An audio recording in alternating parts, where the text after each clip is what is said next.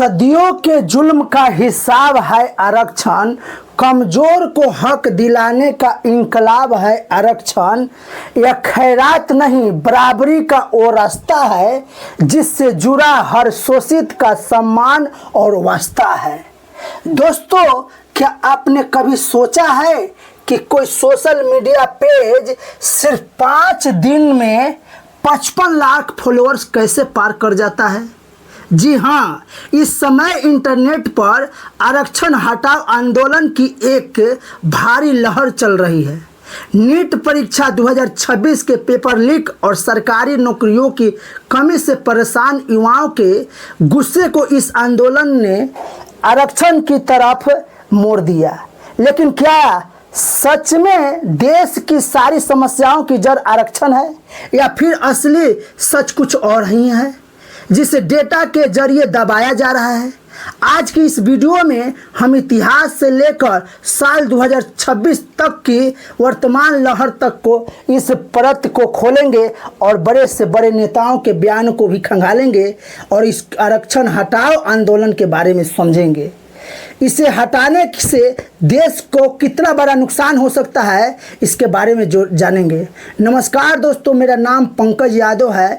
आरक्षण हटाओ आंदोलन और इसके पीछे के असली सच के बारे में इस वीडियो के माध्यम से हम लोग जानेंगे। दोस्तों, कहानी को समझने के लिए हमें इतिहास के पन्ने पलटने होंगे। दोस्त, बहुत से लोगों को लगता है कि आरक्षण कोई गरीबी हटाओ योजना है, लेकिन यह सरासर गलत है। साल 1950 में जब बाबा साहब अम्बेडकर ने संविधान में आरक्षण की नींव रखी तो उनका मुख्य मकसद था कि सम्मान प्रतिनिधित्व यानी कि रिप्रेजेंटेशन सदियों से समाज के एक बहुत बड़े हिस्से को पढ़ने, संपत्ति रखने और सम्मान से जीने का अधिकार से वंचित रखा गया था। उन्हें देश से चलाने की मुख्य धारा में लाना जरूरी था। साल 1990 में जब ओबीसी को 27% आरक्षण मिला तब भी सड़क पर ऐसा ही विरोध हुआ था, और आज साल 2026 में इतिहास को खुद दोहराया जा रहा है। देश में जब नौकरियां लगातार कम हो रही है और पेपर लीक जैसे घोटालों के कारण युवाओं के सिस्टम से भरोसा उठ रहा है, तो कुछ लोग इसका पूरा ठिकरा आरक्षण पर फोड़ रहे हैं। लेकिन क्या सिर्फ सोशल मीडिया पर one nation one identity card लिख देने से जमीनी जातिवाद और असमानता क्या खत्म हो जाएगी?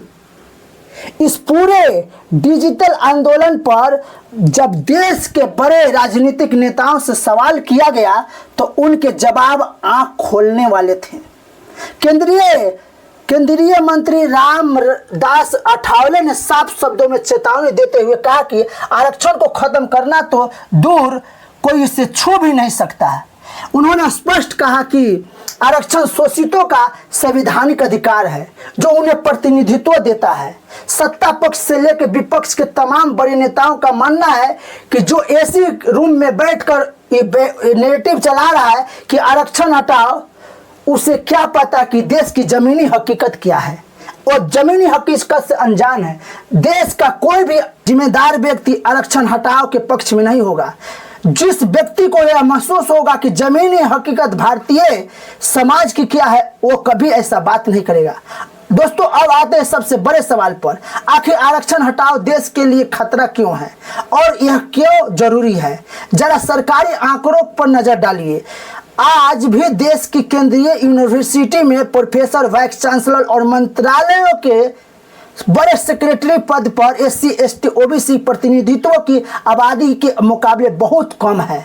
जब देश की 85% से ज्यादा आबादी को नीति निर्धारण, डिसीजन मेकिंग में हिस्सेदारी नहीं मिलेगी तो हमारा लोकतंत्र कैसे मजबूत होगा? अगर आज आरक्षण को अचानक हटा दिया गया तो इसका सीधा नुकसान यह होगा कि सदियों से चली आ रही सामाजिक असमानता की खाई और गहरी हो जाएगी। जो लोग पीढ़ियों से पिछड़ेपन के कारण आज पहली बार स्कूल कॉलेज में पहुंच रहे हैं, वो इस रेस में पूरी तरह बाहर हो जाएंगे और फिर उसी दौर में चले जाएंगे जिस दौर से उनको निकालने की कोशिश किया जा रहा है। सामाजिक असंतोष बैठेगा और वो बढ़ेगा, समाज में तनाव बढ़ेगा, उच्च नीच, गरीब अमीरी का ये बहुत बड़ा फैसला हो जाएगा, बहुत बड़ा दूरी हो जाएगा। दोस्तों मेरा निष्कर्ष यही है कि सोशल मीडिया पर भावनाएं भड़काकर आरक्षण हटाओ का ट्रेंड चलाना बहुत आसान है, लेकिन भारतीय जमीनी सच्चाई को नकारना भी नामुमकिन है। असली समस्या आरक्षण नहीं है, असली समस्या है नौकरी की कमी, लचर शिक्षा व्यवस्था और बार बार होने वाले पेपर लीक। हमें सरकार से आरक्षण हटाने की नहीं, बल्कि बेहतर शिक्षा, बेहतर स्कूल, बेहतर कॉलेज, पारदर्शी योजना की व्यवस्था की मांग करनी चाहिए। आरक्षण देश को बांटता नहीं है, बल्कि सबको साथ लाकर मजबूत और अखंड भारत का निर्माण करता है। इस पूरे विषय पर दोस्तों आपका क्या विश्लेषण है, आपका क्या नजरिया है कि आरक्षण हटाओ जो अभी मुहिम चल रहा है उसके बारे में आप क्या सोचते हो, कमेंट्स में जरूर बताइएगा। फिर से मिलते हैं नए वीडियो में।